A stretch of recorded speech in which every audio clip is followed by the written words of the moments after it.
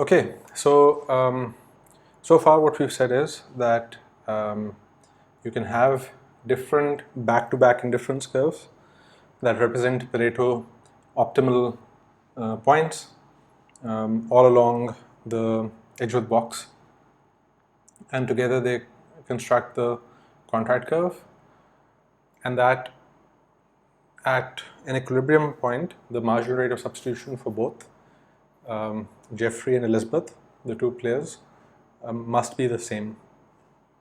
Because if they're not, then further trades are possible and viable, are mutually in demand. So where you end up from the darker orange point to, or where on the contract curve you end up, depends on the assumptions you make about how they are going to trade. What are the rules of engagement? If you have a bilateral bargain, so Elizabeth and Jeffrey are the only two people there, and they are negotiating on this thing. Think about buying a used car, excuse me, job negotiations, and other such scenarios in which you are the sole buyer or seller and the other party is the sole trading partner that you have. With bilateral bargains, any point between M and N is possible when you're starting from F, because so where you end up isn't, there's no necessity for any unique point to be true. If Jeffrey is a better bargainer, you'll end up closer to N. If Elizabeth is a better bargainer, you might end up closer to M. And so you will remain on the contract curve. So you will remain on the contract curve between M and N, but you won't there's no necessarily unique point that you'll end up at. Now, this is, so you could end up at, for example, these 2 points. Now, the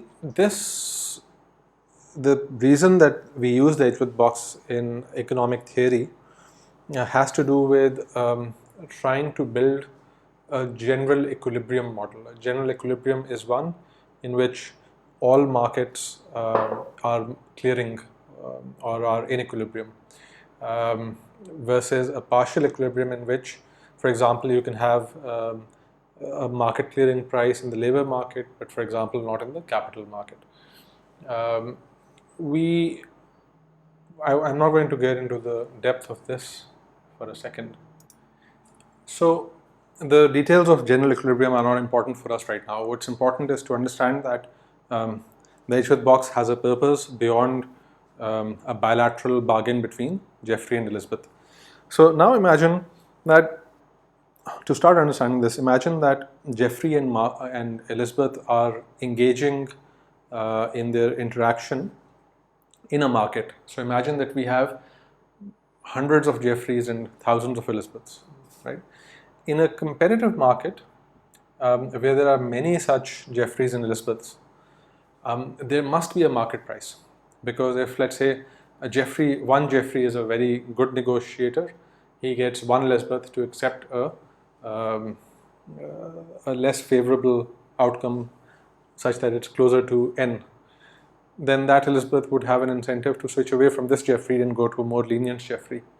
And once all of these such moves around have happened, what will happen is a gradual leveling off of prices, such that there is one price that is accepted by all Jeffreys and by all Elizabeths, such that, again, as you've seen with the supply-demand curve, if one tries to deviate from that, their partner, so in their favor, their partner would want to then switch away to someone else. So with that intuition, there will then be a unique point, this lighter orange or yellow point, there will be a unique one of these compared to the orange. So, and specifically, the market price must be equal to the slope of the two curves in equilibrium. So if you look at the contract curve between M and N, you see multiple back to back in different curves throughout. Each of them has a slope representing the marginal rate of substitution. In equilibrium, the move from the orange point down to the contract curve must be on that price. And so it looks like this. We are not getting into in this class why that is so, but the important thing to realize is that in a market context, you will get a Pareto efficient outcome through a move from the initial allocation, the orange line, through the market mechanism or the price, the market trading or voluntary trading mechanism to a Pareto optimal point, a unique Pareto optimal point, which is the lighter orange or yellow point here. And so this brings us to the two fundamental theorems of welfare economics. These are propositions that are sort of conclusions that we draw from theory about how markets work in the perfect world. And you should understand that, again, the example I would give you is that sort of if you want to model how a feather falls in atmospheric conditions, you have to take into account resistance, air resistance. But if you have it drop in a vacuum, it will fall at the same rate as other items. You might have seen this back in physics, back in school, right? So what this is saying is that a model that says that gravity has that all things fall at the same rate is assuming away atmospheric resistance. It is correct, but it only applies for certain conditions, certain perfect conditions. Similarly, the welfare theorems are logically sort of well founded, but they are not necessarily good descriptions of reality. And I'll discuss this in a second. But first, let's look at the first fundamental theorem of welfare economics, which says that a perfectly competitive market in equilibrium will achieve Pareto optimality. This is saying is that as long as you have a perfectly competitive market, the move from wherever you're starting, the darker orange, you will continue to move downwards towards the contract curve and will hit the contract curve at some point. So the perfectly competitive market has thus achieved Pareto optimality, and this will be true in equilibrium. Next, so before actually, well, okay, let's hold off on describing this for a second and talk about the second fundamental theorem of welfare economics, which says that any Pareto optimal point, that is, any point on the contract curve, can be achieved not just by forcing that allocation, but by achieving appropriate initial endowments that then move you towards that point. In other words, let's say that this lighter orange is determined by a benevolent social dictator as the best point that the society can reach for various reasons, right? Beyond Pareto and Kaldor-Hicks, in his or her infinite wisdom, that benevolent dictator decides this is the best the society can do. Well, that point can be reached either by forcing that allocation anyway, or by allocating not just at this orange line, but at multiple such, not orange line, but orange dot, but at multiple such orange dots that will then, through voluntary exchange, move to this light yellow point. And let's just take the two theorems again. The first of these theorems is used to say that markets are good because they achieve Pareto optimality. And if you buy into the idea that Pareto is a good outcome, is a good judgment of whether the allocation is good or not. This is a valuable theorem to get. And the second one says that you can achieve Pareto optimality not just by forcing the issue through a dictatorial reallocation, but by just ensuring that initial endowments are good. And I think we should discuss at least what I think are reasonable takeaways for the real world from these theorems. So first, I think the argument is that markets are generally good at extracting win-win possibilities. When you have resource allocation through other means, such as through government decree, they can often allow scenarios to exist where win-wins are possible but are not being tapped. Let me give you an example of that. So imagine that I'm a bureaucrat and I am working in an organization that allows me 20,000 rupees of stationery expense per month. And now I have, by virtue of, by virtue of a decrease in work, or because there is a lot of, let's say, move to a paperless form of work, I don't really need 20,000 rupees worth of stationery anymore. Now, so imagine that on one side we have the taxpayer that wants a certain amount of service provided, and on the other we have this bureaucrat who's working for the taxpayer. A win-win is possible here if the bureaucrat decides not to spend that money, not to spend all of that money, only uses whatever he or she needs and then returns the rest to the taxpayer. But practically what will happen often, though not always, is that the bureaucrat will not feel as compelled to save money and might spend the money to get really fancy fountain pens, expensive fountain pens and purple ink and all sorts of other things, right? So because he's not doing anything illegal, the bureaucracy has a rule that says you get 20,000 a month and you can spend it however you want in the service of your job, in the execution of your job. And he can turn around and say, well, I needed that. A win-win would be possible in this. So this is resource allocation by decree by the government. And a win-win is possible if, let's say that by moving from the fancy fountain pens back to a simple ballpoint, the bureaucrat is worse off by the equivalent of 1,000 rupees worth of displeasure in using the lower end item, but saves 15,000. Now that's a clear win-win right there. He should return the money and the taxpayer should find a way to give him 1,000 for his troubles. That won't happen because the institutional structure doesn't allow it.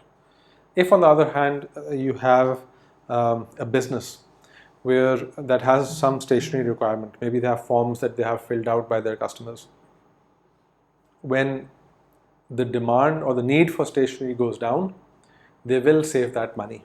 Some of that might go into their pocket. Some other aspect of that money they might pass back to the consumer in the form of lower prices. The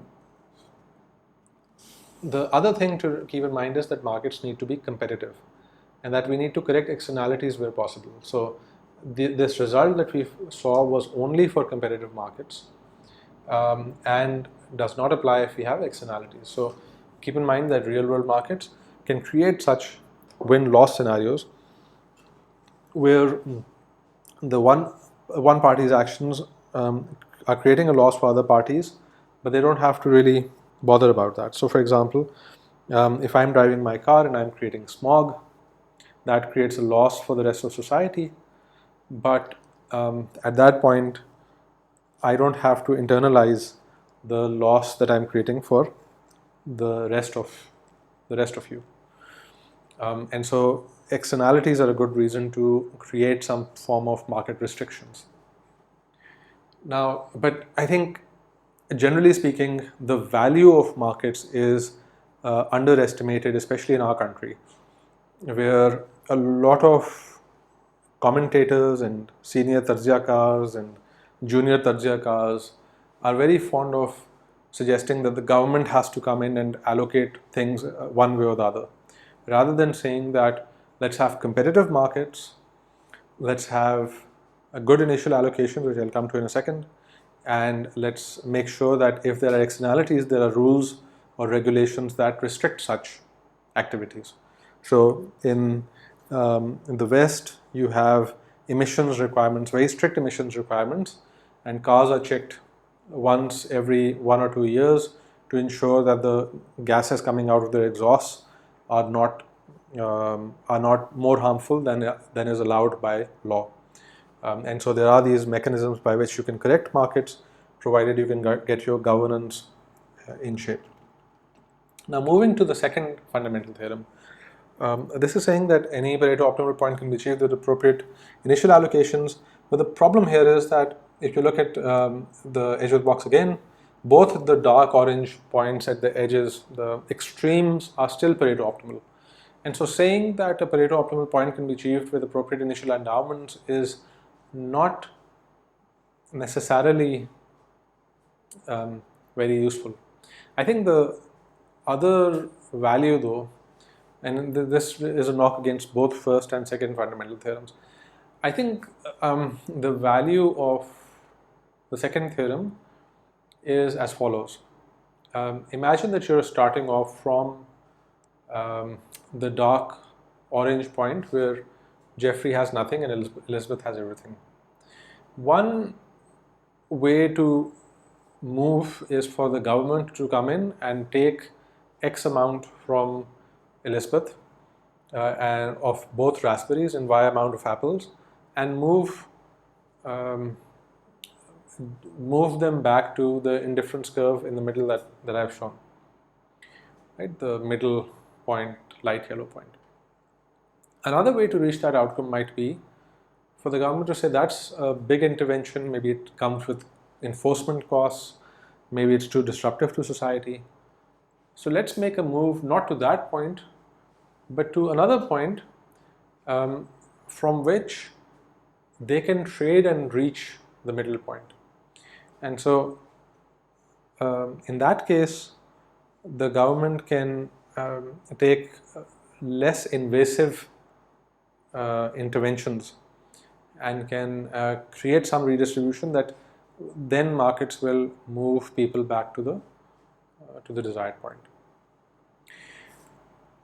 But I find this again, especially the second one, to be sort of less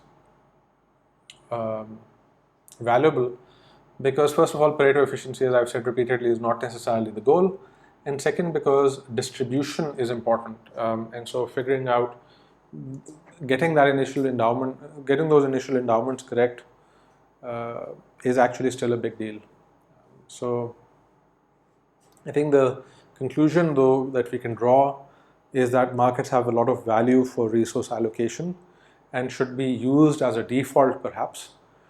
And if you want to move away from market allocations, the onus should be on the policymaker proposing that move to describe why or how markets are failing. Then think about whether fixing that problem can be done through market mechanisms, because markets are typically almost always more efficient at working than governments are. And try to get the desired outcome as much as possible through the market system rather than through government. But if the interpretation here is that we always want to have markets working the way that Adam Smith has been read by many to suggest, and by a lot of free market economists, I find that to be a little bit of a misreading. So far we've talked only about gains from reallocations, and we've talked about growth without production. So how do we attain productive efficiency? Let's move to the second part of this discussion now. So I'm going to try and go fast over comparative advantage and specialization in trade, because I'm going to assume that You have seen this in your first year classes. But let's suppose that we take two new economic actors now. We've said goodbye to Jeffrey and Elizabeth, and now we're moving to Frank the farmer and Ruby the rancher, each of whom produces only two goods, meat and potatoes. In the absence of trade, each chooses a point on their respective production possibility frontier, which is the graph of what one party can produce of both meat and potatoes at one time. And because there's no trade, the production possibility frontier is also the consumption possibility frontier. So let's assume these numbers. Frank needs to spend 1 hour to produce 1 unit of meat, or 15 minutes to produce 1 unit of potatoes, or 4 units of potatoes in 1 hour. And Frank and Ruby both get to work just 8 hours rather than the 12 hours that I'm having to work with these online lectures. And so Frank can produce 8 units of meat per day, and 32 units of potatoes, and Ruby can produce 24 and 48. So their production possibility frontiers will look like this, and I'll come to explaining why 4 and 16 in a bit. But you've got your production possibility frontiers, right? If there's no trade, Frank chooses this level of 4 and 16 because perhaps his indifference curve is tangent to the production possibility frontier at that point. Similarly, Ruby's. I'm going to come back to this. Now let's think about how the economy as a whole combined moves away from, sort of adds up the two production possibility frontiers. So to build the economy's production possibility frontier using Frank and Ruby's, we start with thinking about what the intercepts are. So if both of them are spending all of their time producing meat, you get 8 plus 24, or 32 units of meat produced. And similarly for potatoes, 48 plus 32, or 80 units produced. But now imagine that you're starting with only with spending all of your time producing meat. And remember that Ruby is more efficient, faster at producing potatoes than Frank is. Do you want Ruby to be the first person who leaves meat production? Let's say that you want to go from 32 units of meat to 31 units of meat and some potatoes. Which of these, by producing 1 less unit of meat, can produce more potatoes? Is it Ruby? Let's look at that. So Ruby, for every unit of meat that she gives up, can produce 2 potatoes. But Frank, even though he can produce less in absolute terms, when he gives up producing 1 unit of meat, can produce 4 units of potatoes. And the reason is not that he's faster at producing potatoes, but because producing meat takes so much of his time. So if he can say, well, shukar hai meri jaan chuti, from 1 unit of meat, he has more time on his hand, and with that time, even though he's still slower on producing potatoes, he can still produce more just because he's freed up more time than Ruby did.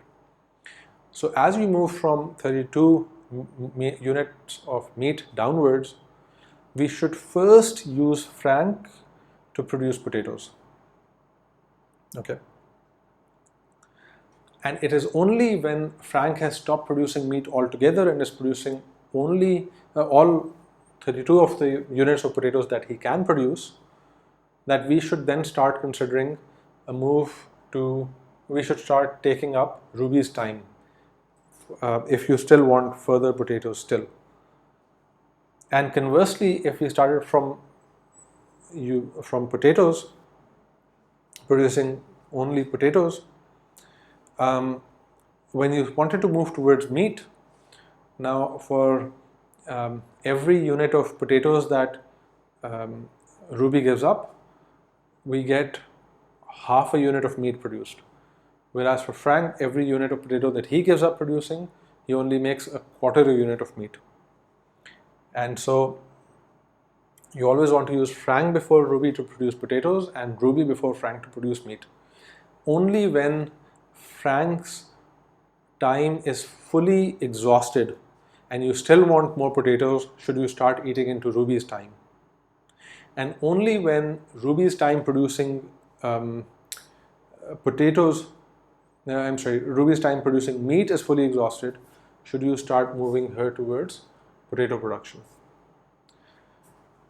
The kink here is, what should the kink be? You can think about this a second, and it should be pretty clear that it will be 24 and 32. Why? Because it represents Frank spending all his time producing potatoes and Ruby spending all her time producing meat. And what you should do is slide on your own time, slide these orange dots on the left around and look and consider what the outcome would be on the production, on the combined production possibility frontier. So using low opportunity cost producers first results in a production possibility frontier that is concave with respect to the origin. But now imagine that you're using the high opportunity cost producers, the producers who are less efficient first. This is an exercise. What does your production possibility frontier look like? Well, it looks like this. What is the intercept here? The intercept would be, so you're saying we're using Frank to produce 8 units of meat and Ruby to produce 48 units of potatoes. So your intercept is this, and I apologize, but the slopes were not drawn to scale, and therefore the slopes look to be more or less fine, but the scale of the ppfs is not similar. You can see on the left, Frank's 32 is more or less the same as Ruby's 48 in terms of how far along the x-axis you are. So if we had corrected for that, you would get a cleaner graph here, and hopefully next semester we can fix that. But the concept should be pretty clear. So just by utilizing the wrong people in the wrong place, we're getting worse outcomes. Okay. Now, when you're producing not this, but the other, when Frank is spending all his time producing potatoes, and Ruby is spending as much of her time as possible producing meat, it not only allows for comparative advantage, the way we've shown in the static model, but it also allows us to leverage economies of scale and learning opportunities. So I want you to think about, and maybe you can look at the internet on your downtime for what a production possibility frontier looks like when there are economies of scale. And then I want you to think about what the combined production possibilities frontier would look like as an exercise, and we can discuss this some other time. So combined, what we're getting is that when Frank without trade was getting 4 and 16 and Ruby was getting 12 and 24, with trade, Frank is spending all his time producing potatoes and Ruby is dividing her time between meat and potatoes. Why? Because their preferences for their combined preferences must be such that you don't just want potatoes, you don't just want 32 units of potatoes and whatever Ruby's extreme point was 24 units of meat.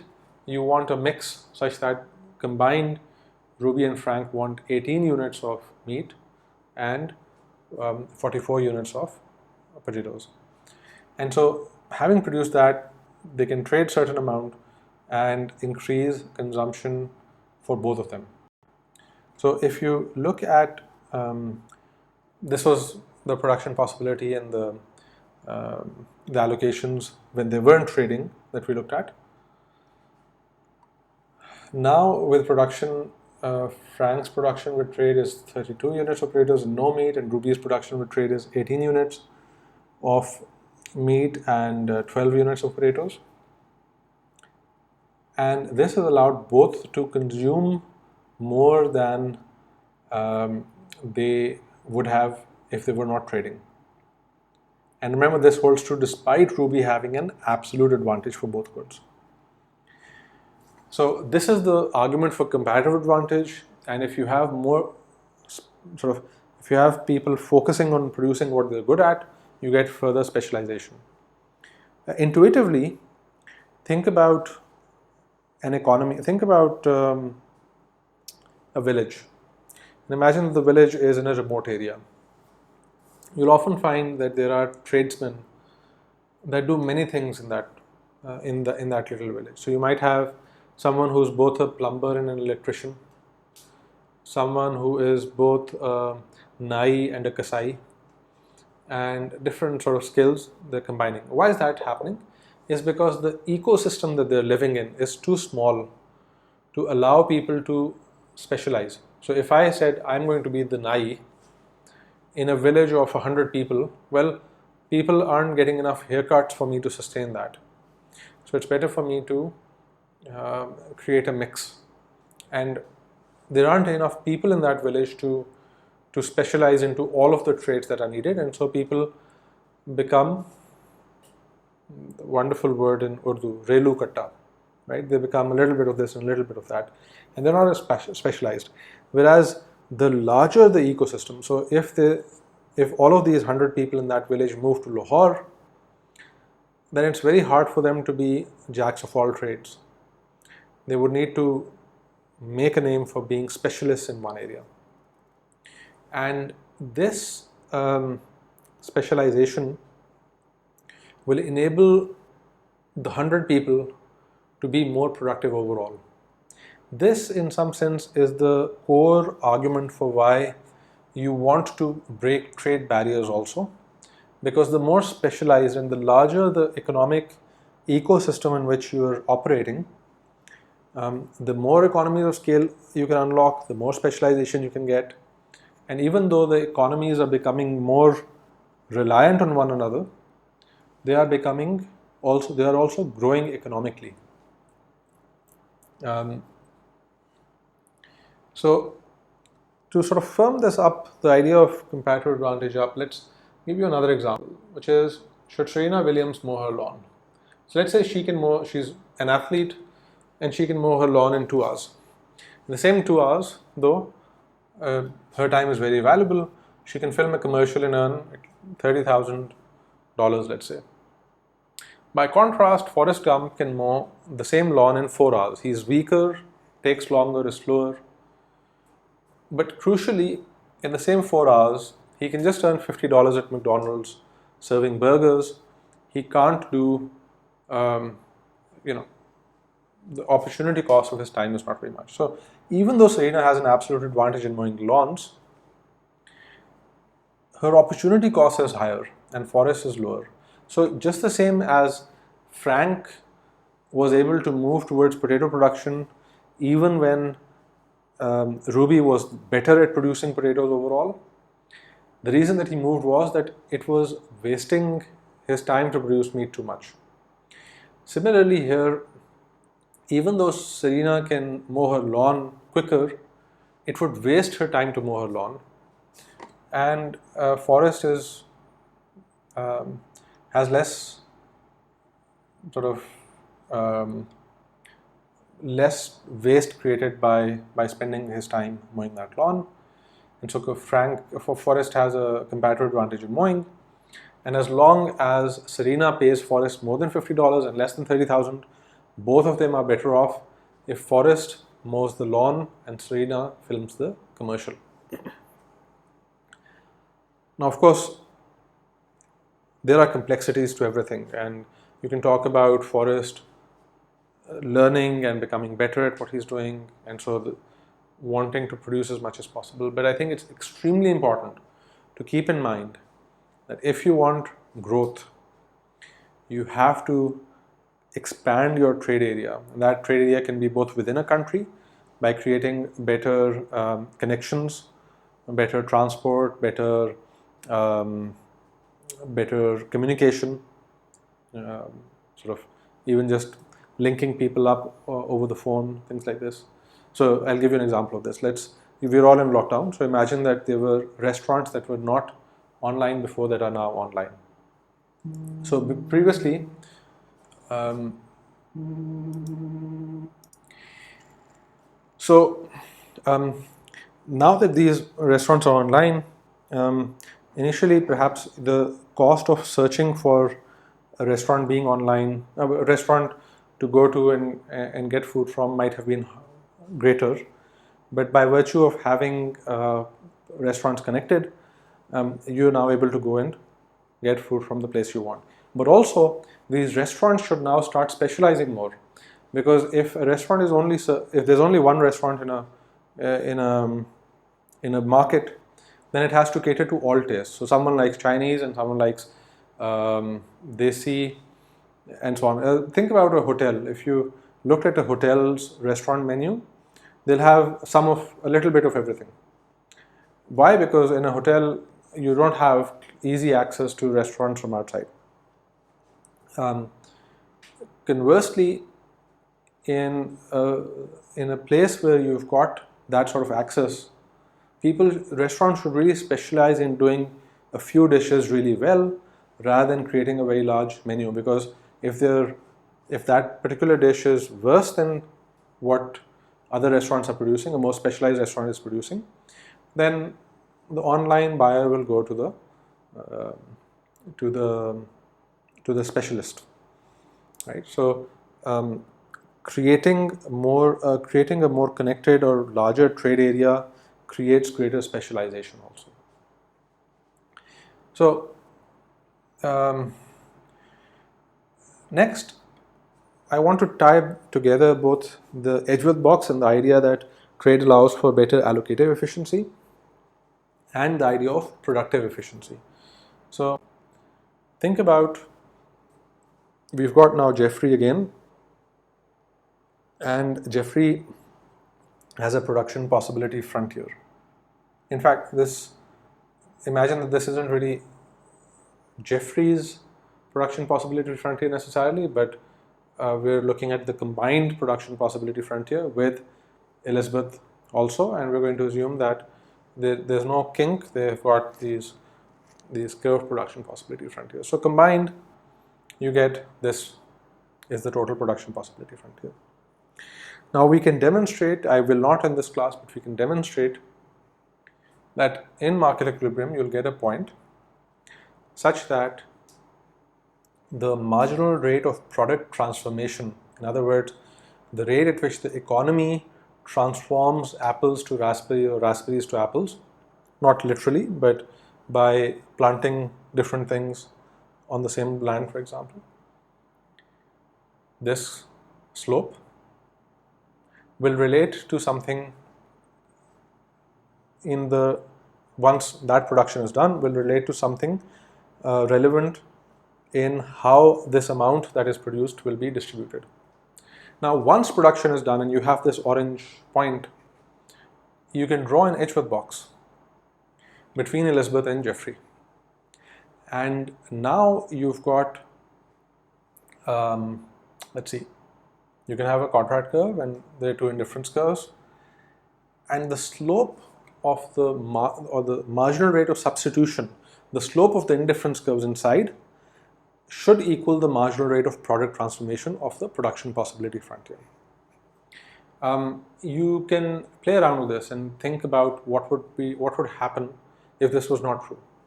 If this was not true, it can be demonstrated that you would get a Pareto improvement possibility by moving the production possibility, that orange point, to another point. So competitive markets, utility maximization, that is rationality, and profit maximization, again rationality.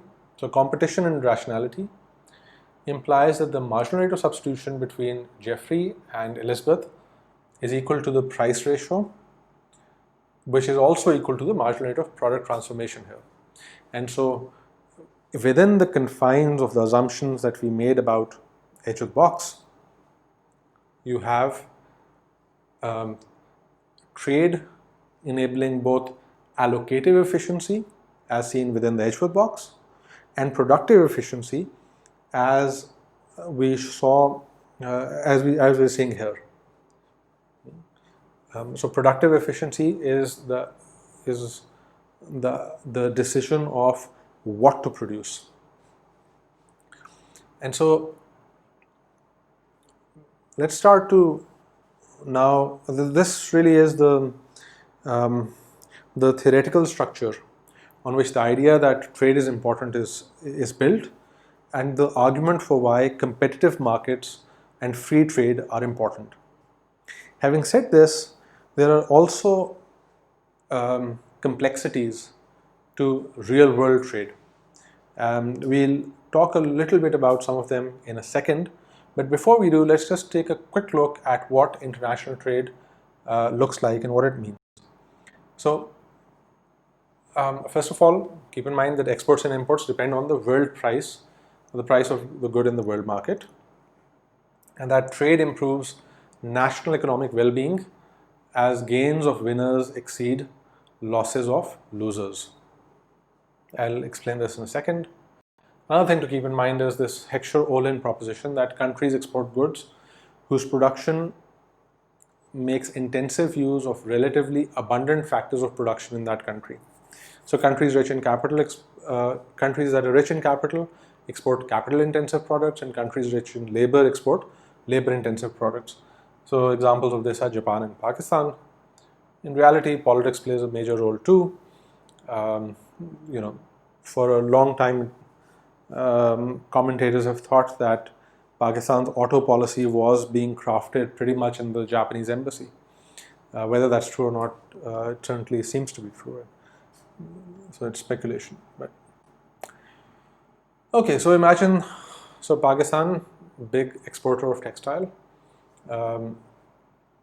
Let's think about domestic demand, domestic supply. And so they're not trading in the international market, but they are trading at home. And so you have a free market price before trade of this amount, and you get consumer surplus of, in this case, A plus B. You have producer surplus of C and a total surplus of A, B, and C. Why is it surplus? Because the price that the supplier needed is less than the price that the demander was willing to pay for the item. So as long as trade is moving the item from the person who values it less, that is the supplier, to the person who values it more, that is the demander, you're getting benefits out of that production, out of that reallocation. Now imagine that the world price is this, which gives us the price after trade, which is higher than the local price. So this is something that is really demanded externally. So think about textile, right? Imagine that every textile producer in Pakistan had to stop exporting their textile. Suddenly what would happen is that you would have a lot of textile being sold for cheap in Pakistan. And so, because now think of the converse. Imagine that then suddenly trade is reopened, and so a lot of that glut of textiles is now being shifted out. If that's the case, then because producers are being able to export their item, consumer surplus is now going to be lower. It's now going to be A. And producer surplus will now include this portion D. So the intercept of A and the orange line, the domestic demand and the orange line, and domestic supply and the orange line, that gap is exports. And this then suggests that the producer surplus is now higher. They're getting surplus from exported units also. So D represents I'll explain in a second. So you can see that at the orange line, domestic supply curve, the area between the domestic supply curve and the orange line is B, D, and C. And so you get that as the producer surplus. And so the after trade produced total surplus is A, B, C, and D. There is a decrease in consumer surplus, but producer surplus has increased by the amount that consumers have lost and then some in the form of D. And so the total surplus is that D, which is the gains from trade. So this trade is creating both a redistribution but also an increase in efficiency. And similarly, if you have a world price that is lower than the price at home, so imagine that we've opened up car import and suddenly you have cars coming in much cheaper than they're being produced in Pakistan. You'd have more imports. Consumers would be much better off. They'd go from a consumer surplus of A to a consumer surplus of A, B, and D. Why is D being added? Because the area between the orange line and the domestic demand is consumer surplus, and by virtue of having cheaper items available to us, we are then we're willing to pay for them. We're able to benefit. Our producers are losing. They've gone from a producer surplus of B and C to a producer surplus of C. But the total value being unlocked in the economy goes from A, B, and C to A, B, C, and D. And so opening up trade, whether you are importing or exporting, is going to create greater surplus in the economy.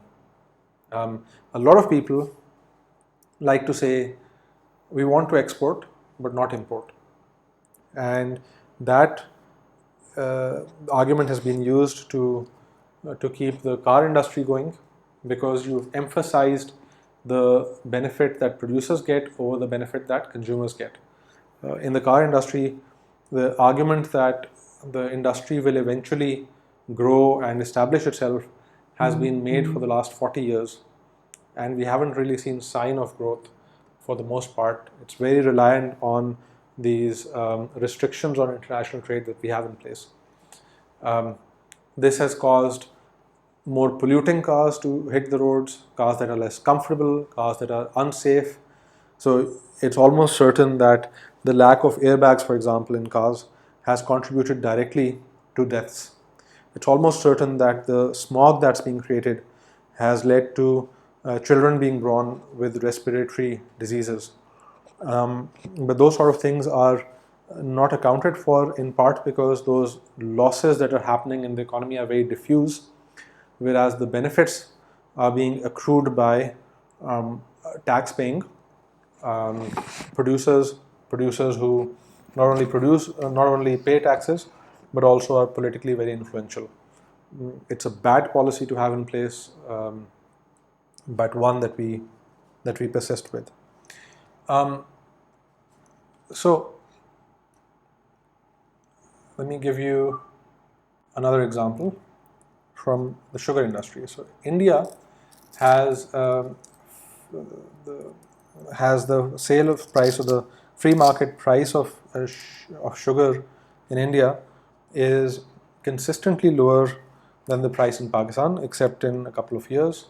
And so the World Bank has concluded that India has a comparative advantage in production of sugar. This advantage accrues even though we are similar producers. We have sort of similar environments, similar seeds, and all of that. But it happens because of India's better industry structure in sugar. Specifically, Pakistan has a cartel in sugar. The Pakistan Sugar Mills Association, which was in the news in last semester, I don't know if you're paying attention, but around February or March, there was that big scandal around sugar mills, where these cartels are earning tons of money by being cartels and by effectively being monopolies for sugarcane growers, the poor farmers. Whereas in India, you have both public and cooperative firms and private firms, which comprise a large portion, cooperative firms comprising a large portion of total mills, and they have, just by virtue of being a bigger number of players, some of whom don't have directly a profit motive, they have more competition, and that competition creates better prices. So this is another area where, like in cars, a cartel is keeping trade from happening, even though trade would have benefited more than it would have hurt. Per a 2018 World Bank report, Pakistan's existing trade with South Asia was 5.1 billion against a potential of over 39 billion per year. So we are leaving a tremendous amount of money on the table by not trading. Some of that, actually most of that, we don't really have a way around because of our, well, we're not the only people who have to find a way out of that because our trade with India is restricted. But actually there have been times when India has favored more trade and Pakistan has dragged its heels, and in parts that's because of the poor growth ideas or models that we have adopted. I interviewed one of the authors, the key author of this 2018 World Bank report, and actually when I was recording the video, I had his report in front of me, and I was trying to show that to you guys also. But so here is an excerpt that I have that I thought would be worth sharing with you. And I don't know if, because I'm mic'd up, I can't really hear whether you're getting this audio. I'm going to pause it here and ask you to please do give this a listen online. It's a fantastic conversation, if I do say so myself. But while, so Sanjay here is making the argument that greater trade would help South Asia, it's important to keep in mind that, it's important to keep in mind that you want to have greater free trade, but you can't leave the economy only to firms and only to free market forces to work on.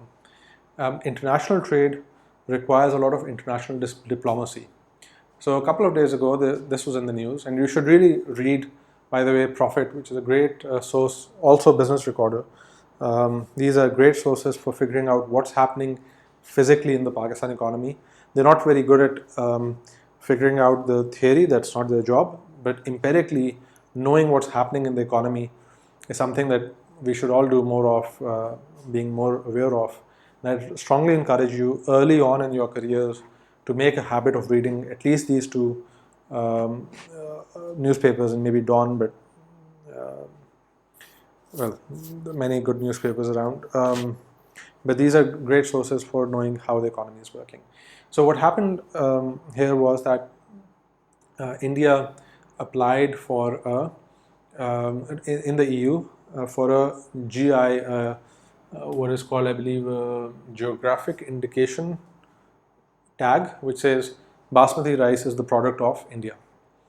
And Pakistan objected because we produce a lot of basmati rice. In fact, it is said, I don't know if this is true or not, but that basmati rice was developed and went from Pakistan to India, which then started really commercializing it much more than us. So Pakistan is now engaging in diplomacy and objecting to that request of India to identify basmati rice with them only, and saying that we are also producers of this thing. Now, this is the type of work that will create greater trading opportunities for our firms, but firms cannot do individually. So thinking of a hands-off approach to the economy is not, in my view, justified by the models of the virtues of free trade that I've discussed so far. Because in the real world, we have to think about more of, there are institutions that create complexities that these simple models don't always cater to. So I think it's important for us to keep this in mind. Other things, sort of the big argument for restricting trade, there are a few different arguments actually. One is, you importing something that we don't want. That's we as a society have decided we don't want item X, alcohol, and so you can restrict alcohol trade. That's something that economics is silent on. You have to decide whether you want that or not as a society. Similarly, another argument for restricting trade is that trade restrictions benefit the balance of trade. And so doing that and accumulating foreign currency creates more power. That's a much less well-founded argument, but it is one, and we can engage with that some other time. And finally, this idea that restricting trade allows firms to grow. There are good arguments making the argument that finite and well-known restriction on imports creates the impetus for firms to grow and develop until such point that they are able to then trade internationally. I think this also, of course, underestimates the damage being done to your own economy, your own people, in the form of higher prices in the interim. And importantly, unless you have a credible commitment to stop the barriers from being long term, unless you're saying these barriers will expire and you will then have to trade in the international market or in the free market, firms can get in the habit of relying on those sort of barriers. Also, when firms are operating with these barriers in place, they're accruing profits, and those profits give them political power, which in turn can be used to try and restrict restrict the opening up of those barriers, which is what has arguably happened in Pakistan across multiple sectors. So the car industry being one. So there's a lot more to trade than we've managed to fit into these two lectures or two parts of a lecture, and we will hopefully come back and talk about a few of them later on in the course, but there's much more to study beyond this course, of course. All right, thank you, and Khuda Hafiz.